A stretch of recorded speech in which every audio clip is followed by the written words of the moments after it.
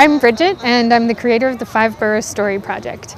We're producing this event, South Bronx Love Letter, which is going to be showcasing some community members who are sharing their life stories and poetry which express what they love about the Bronx and also address some of the challenging issues that the borough is facing. Each of the featured storytellers who we'll be hearing from today are artists and activists and educators who are using their work to resist gentrification and displacement and bring those issues to light.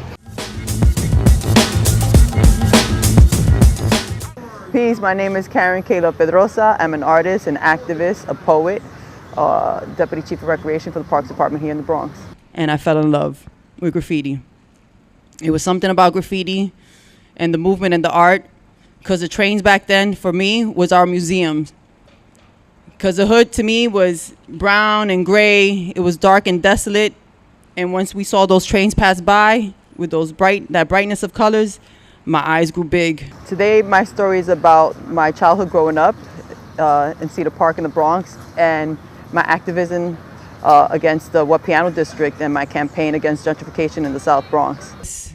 And we were never given the proper amenities that we needed. All of a sudden now, one day I'm driving across FDR Drive, coming back to the boogie, and I see this huge sign that says, art, culture, fashion, food, luxury in the piano district. And I said, coño, what piano district? First thing that came out of my mouth, what piano district? Because to me, there was no piano district in the South Bronx. It was Port Morris. It was Mont Haven. It was the South Boogie. It's the South Bronx. The Bronx has always been popping with art. Graffiti, the mecca of graffiti's here.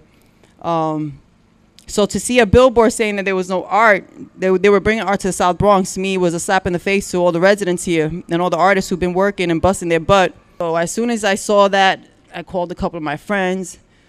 I got online and I just put a hashtag and said, what piano district? And from there, it just jumped off. My family and my neighbors all went through the fires. We saw the fires up in our neighborhoods where we grew up. A lot of my neighbors lost houses. I saw a lot of my friends move away from the neighborhood because of the burning and the fires that were going on and the drugs that were brought into our neighborhoods. My family stood, and we knew the importance of staying within the community and giving back to the community. That's why I feel like it's very important for me to remain in the Bronx. And I always say it, I live it, I breathe it, I love it, I sleep it. And it's important for me to invest back into it. And it's important for people like you to invest back into it, because we have to form our own narrative of what goes on in this neighborhood. We have to define our own history. We have to speak about our own history before anyone does it for us. This is the real get down. My name is Bonafide Rojas, and I'm a poet and a musician. When you grow up in the Bronx and you go to different places, 9 times out of 10, you might be the first person someone ever meets from the Bronx. They're like, oh my God, are you like a drug dealer? I'm like, no. You sure you ever got shot? I go, yeah, but that has nothing to do with me being from the Bronx. That happened in Brooklyn. There's a lot of stigmatisms, a lot of interesting stereotypes and reputations you carry when you're from New York and then when you're from a borough like the Bronx, because, every image of us is what? We live below poverty, everything's a gang fight. And I'm like, well, those things are taken from the truth, but we have nice shit up here, One of the poems is a poem I have called Love Letter to the Bronx. It's giving back and telling people how beautiful the Bronx can be without, watering it down or selling it to anyone.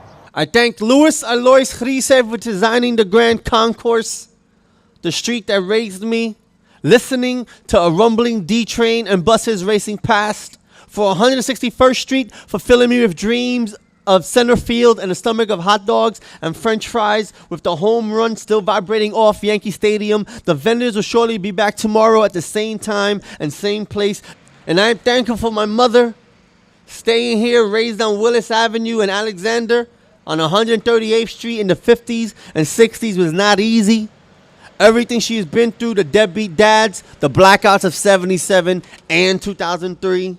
The World Trade Center, a raising fare hike every other year. She could have taken us back to Puerto Rico, but she didn't.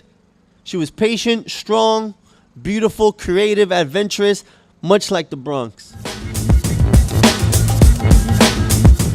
My name is Paula Ramirez, and I'm a poet. Oh, how I loved my dirty ass block with its dirty ass people. Dirty ass shorty asking me and my brother for dirty ass change. I don't see that much anymore. Instead, other dirty ass people hide behind dirty ass politicians' offices with dirty ass clerical desks, trying to wipe the Bronx clean with their dirty ass hand wipes, rubbing away years and decades and centuries of dirty ass cultura, replacing it with black and white keyboards, gorgeous views of dirty ass highways, dirty ass pianos. My dirty ass ponders this while wondering if I would ever get enough money to wipe myself clean. I'm not trying to make the Bronx seem like the best place in the world, because yes, like, there are certain parts of oneself that you don't like, but I embody all that, and this borough allows me to do so. I could go to Brooklyn and I could be cute, right? I can go to Manhattan and I can hang out and like be someone else, but as soon as I get off the train here and my foot touches the pavement, I know who the hell I am, and it's because of this. So yeah, I love the Bronx. A lot of the difficult times I think I've had in life I associated with the borough, and that's why I was always trying to get away from it. And it wasn't until I was gone that I realized that, like, no, this is like my inner, this is my core, this is my foundation.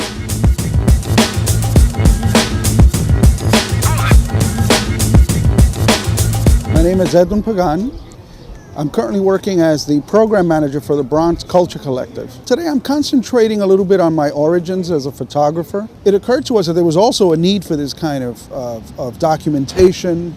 It was something that later I started calling cultural identity reclamation, because I think that the one thing that had been missing in the whole conversation of what had occurred in the South Bronx in the 60s and 70s and 80s was that the story was being told by news outlets, broadcasting outlets that had nothing to do with the community. And I think that what had happened with us, with the Say Steady Student Collective, is that we had actually started telling the story from the community point of view. And I think people found a great deal of novelty in that. And also, many of them saw themselves in the images, literally. There are vacant buildings and empty rubble-strewn lots in my photographs, but what you won't find in any of my images are poor people. Instead, what you'll find are people full of life, courage, dignity, even when they were down, who rose up from the ashes of neglect, economic opportunism, and political indifference, and whose clarion call, "Don't move, improve," was the hallmark of the day. And improve they did against all odds. And they stayed and they carved out lives here. People from the South Bronx are genuine, passionate, and the real deal. What you see is what you get. And I think what's in the past is in the past. But it behooves us also to make sure that we realize to document that history and sort of come away knowing why it happened and how it made us stronger. And how do we use that as a linchpin going forward so that we can sort of all just become a better community and sort of also learn to, keep those anchors in place so that we're not displaced in the future. This is our home.